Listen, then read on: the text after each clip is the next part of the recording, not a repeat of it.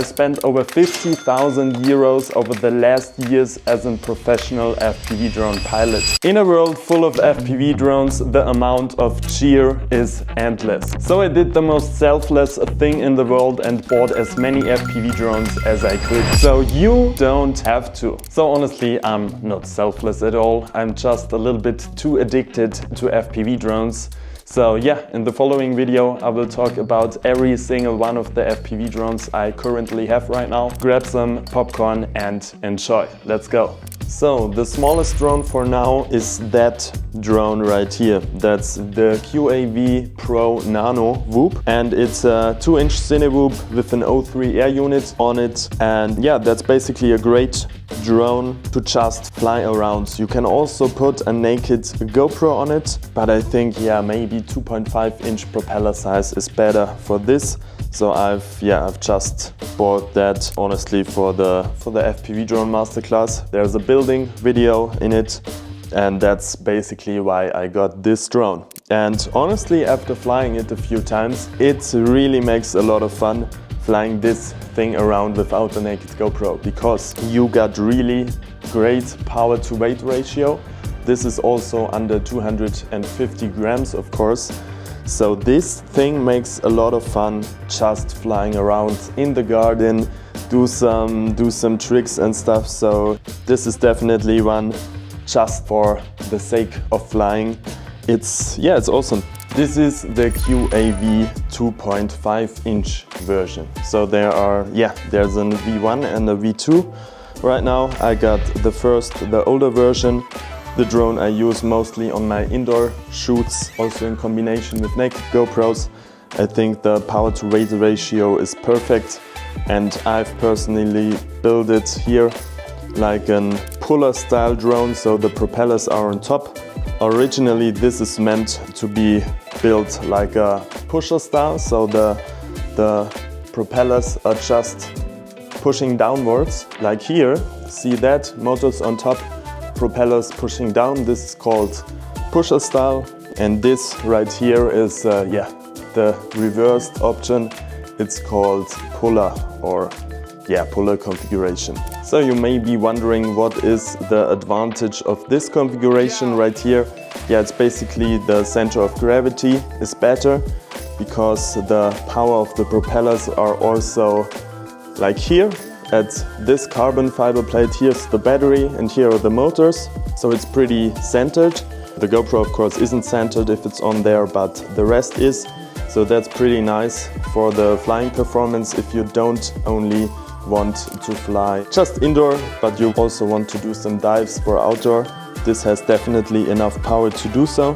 The advantage here is basically you just have longer flight times. I think this configuration is like 20% or 30% more efficient than the other configuration, because you use all the airflow under the motors, and it's just a little bit more efficient and you get a little bit more thrust out of it. So to make a short conclusion, whether you should buy this one or this one, in my opinion, if you just want to film with the O3 air unit, buy this one, the 2-inch cine whoop, and if you want to fly with naked GoPros, just go with the 2.5-inch version of that frame. Next one is basically a 4-inch iFlight CHIMERA. This is one I modified a few years ago, just because I wanted to rebuild it and use some other components. So it's not the original version right here. This is a 4-inch drone, and it's kind of a long-range build with longer flight times, but it's meant to be used with a naked GoPro. So if you put a naked GoPro in here and you use a pretty small battery, I think you can also theoretically get under 250 grams.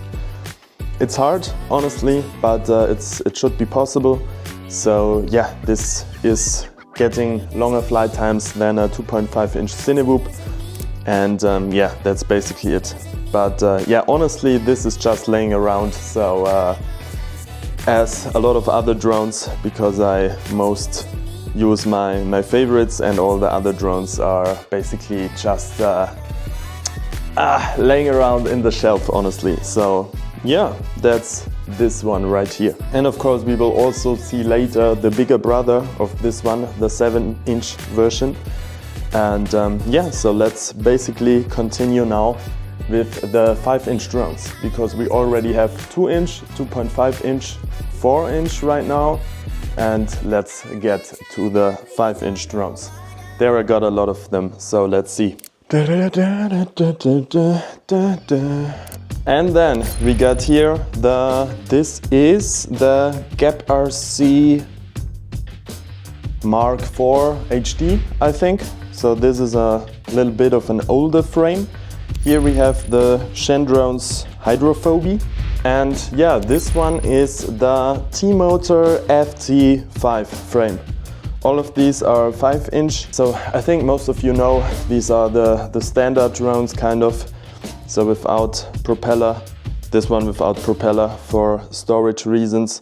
And yeah, basically just the most nicely flying quads out there, in my opinion. With them you can do like all the cool moves you see on Instagram and YouTube. And yeah, in my opinion, every FPV pilot should have at least some of these 5-inch drones, because of course 1 is none and 2 is one of these. So yeah, that's basically it. So also cool is that this one is water resistant out of the box with that frame. This one I just made pretty spontaneously, kind of yeah, snow resistant on a set, because I didn't yeah, had the time to conformal coat it. And yeah, and the last one is completely conformal coated. So this drone right here is the drone you see when I'm yeah, just throwing it into water, or yeah, just starting out of it. This is all made with this drone right here.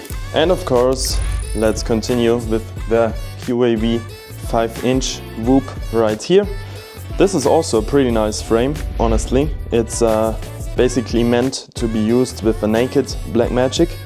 I just yeah, got right there, mounted on another drone. You will see that later. And yeah, it's nice because it's basically a Cinewhoop, but with a naked Blackmagic configuration. A bigger Cinewhoop you already know for the 3-inch size, or like a Gap RC Cinelog, just in a bigger case right here. And you can definitely see that this one is the bigger brother of the 2-inch drone. So that 5-inch, 2-inch, and also here the 2.5-inch size. So this is a series of Lumineer, and I think right now there's also a 7-inch out there of this series right here. Yeah, so maybe I also have to check this one out in the near future. I didn't get it right now, but yeah, I find it pretty interesting. So let's see what the future awaits in this year. And that's basically it with the 5-inch drones. Then we got the VULTURE. I would call it a hybrid Cinelifter. So this is yeah, a pretty interesting drone I just recently got. And I also have this basically 2 times, because this one here is bought used from another pilot. And right there you can see it, but there is all the single parts and electronics to build it by myself for a backup. And yeah, so the cool thing is this thing is a 6-inch normal drone and also a Cinewhoop, because you just can easily remove that prop guards right there. And this is very nice for your kind of a hybrid Cinelifter. Also, I have to test that one first, because I'm currently working on a mount for the Blackmagic Studio camera, and for the VTX system I can just slide here into to have finally a nice and a great design for that setup. I can show you definitely in a different video just for this setup, because that might also be pretty interesting for you. We'll also soon test that camera. That's the Blackmagic Micro Studio Camera G2. So basically it should have all the functions like a normal Blackmagic 4K, just way less weight, and also way tinier, and finally it's a box cam, so you don't have that. So it's just always not symmetrical, you can't mount it really nice. So honestly, I don't really like the Blackmagic 4K because of that reason. So let's continue with the 7-inch drones, and as said before, this is the bigger brother of the 4-inch version. So this is the CHIMERA 4-inch and this is the CHIMERA in 7-inch. Basically the same, just with the weight and size difference, and these are long-range drones. So as far as you can mount the naked GoPro to the 4-inch version, this one is made for a full-size GoPro and also full-size action cams.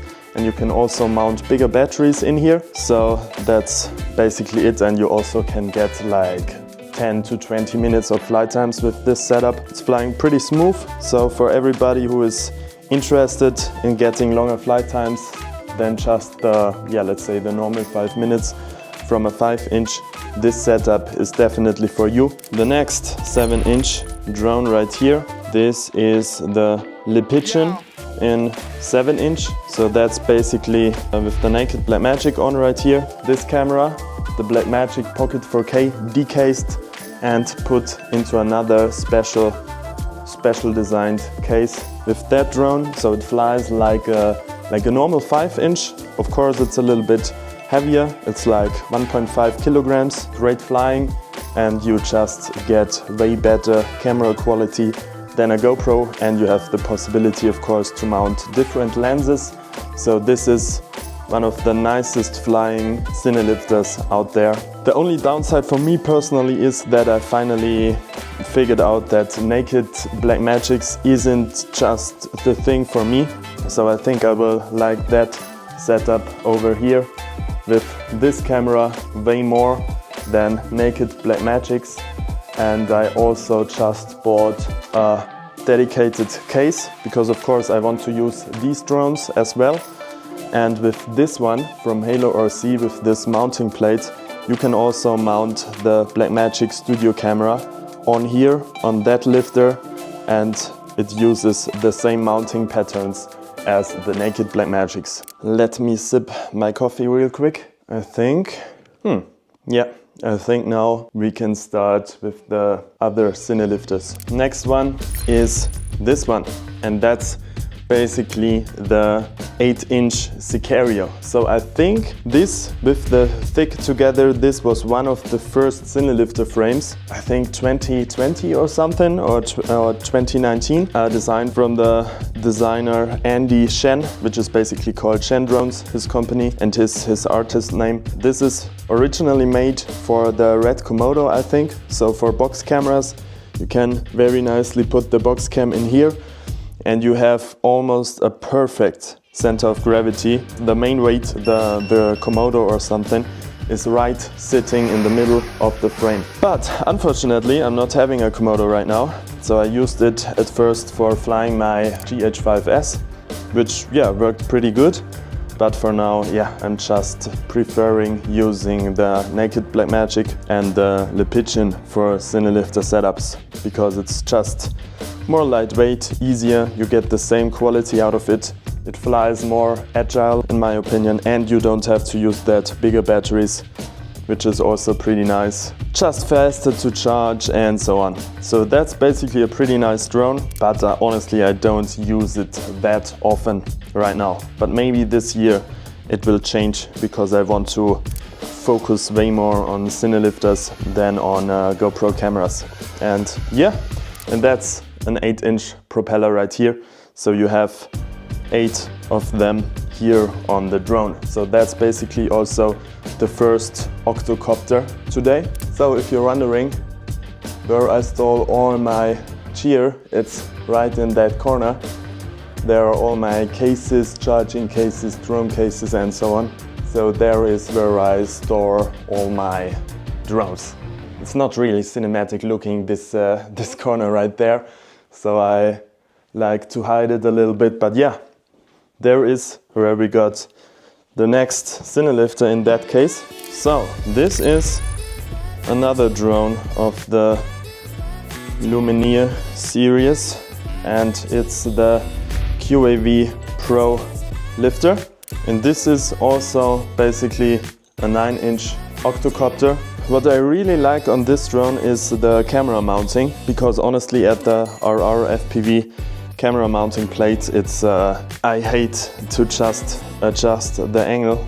And here it's pretty easy because you just have one screw which is adjusting the angle. You easily get to that screw, which is just way more easier to do than with the RR FPV plate. And yeah, basically this is a 9-inch X8 octocopter powered by 6S. Only downside of that drone is that it's pretty heavy compared to other 8-inch and 9-inch lifters. So this is a really heavy frame. It's flying pretty smooth and also, yeah, very stable. So this is the advantage of this heavier frame, but it's absolutely not flying like in 5-inch or something. So this is really heavy in the air. Also designed for box cameras like the Komodo or the FXX. I also mounted the Blackmagic. It's a little bit decentered, but yeah, I mounted it like this and it worked. Also on this one, I think you could pretty easily mount a gimbal onto it. I've never done that before because I just had not a single job where somebody wanted gimbaled FPV. And now, unfortunately, we have the biggest setup there in the biggest case, and I hate to put that out because it's just it's just so big and it's not easily accessible, but let's do it for the video. And finally, the next setup is this one. This is a 13-inch X8. Let me put this down real quick. It has 8 of these propellers. It's the biggest drone I have. I originally just bought that for 2 jobs, and I kind of went a little bit all in with that drone because it's, as you can see, it's pretty big and it's just half the size with propellers. It is just way bigger than this. And yeah, this can have up to, I think, 8 kilograms of payloads, and also can achieve like 100 to 150 kilometers per hour with that kind of weight, which is really impressive, honestly. But yeah, also this drone was quite expensive and it's definitely one of my most expensive drones. Unfortunately, this drone is so niche, and it's basically just makes sense if you just want to fly heavy gimbal setups or heavy camera setups, Ari, Alexas or Phantoms, which we also tested for Red Bull. But unfortunately then the FreeFly Ember came out and made this setup basically obsolete and useless. And yeah, now I got this setup. I can't really sell it because for now I just like it. And I don't know, maybe I will sell it once, but let's see. And yeah, that's it. That's the story of that setup, and you need a lot of batteries for that one. This one right here is the battery tray. This one gets on the bottom of the drone, and you put here 4 batteries all at once into that battery tray. So 1, 2, 3, 4. You put them together to have in total 12S and 9,000 milliampere or 10,000 depending on the battery. So you have a really big battery tray right here, and you also need so much batteries, and these batteries are pretty expensive also. So yeah, that was definitely a very expensive rig I just bought here. I just thought about the title, and I think we need definitely something pretty clickbaitable. So honestly, I thought I never just added all the amount of money I spent for all the FPV drones. So maybe for that video it's the time, and I just did that, and dude, this, I didn't expect it to be that much, honestly. But over the last, like 3 to 4 years, it is literally almost 50,000 I spent on FPV drones. Dude, that is... honestly, I thought it would be like 20k or something, but or 30,000. But honestly, I just adjusted the big drone. The 13-inch is around 10,000, just the drone. Then I got prop guards for it. It's easily another K. And then the batteries are around 3K for that setup.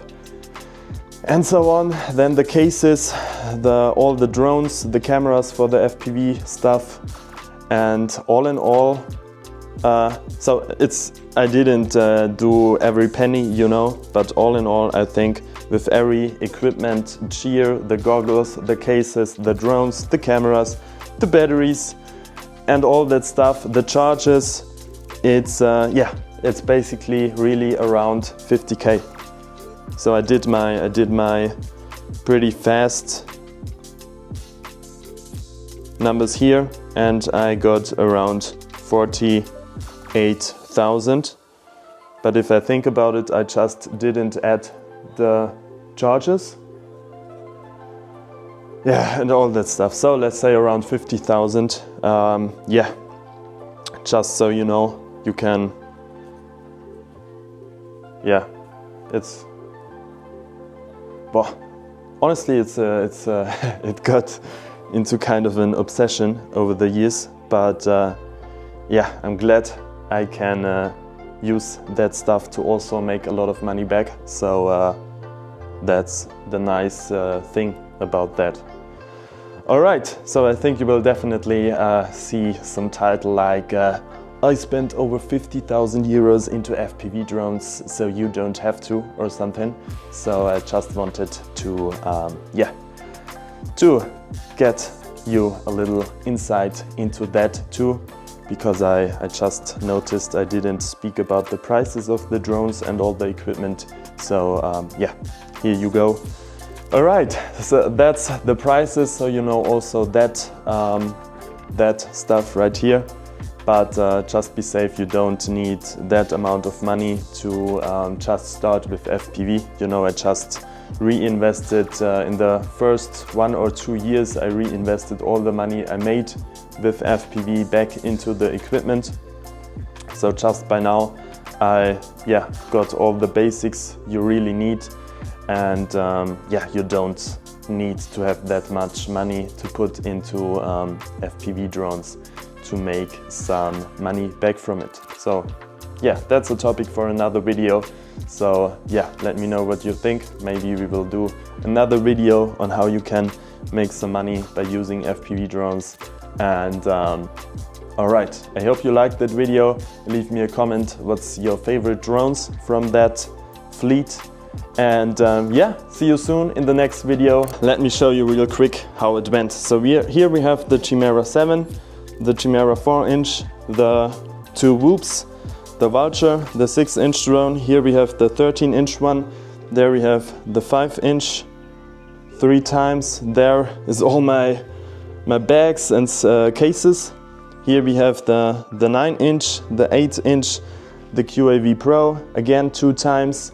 And yeah, and basically there are all the parts I need to solder the drones. So there are also parts from, I think, 2 to 3 drones. I haven't even the time to build it already. You would do me a big favor if you subscribe this channel, so you also support me on my YouTube journey. And so let me know in the comments what kind of content you want to see more. Alright, that's it for today. Have a great day and see you soon. Peace.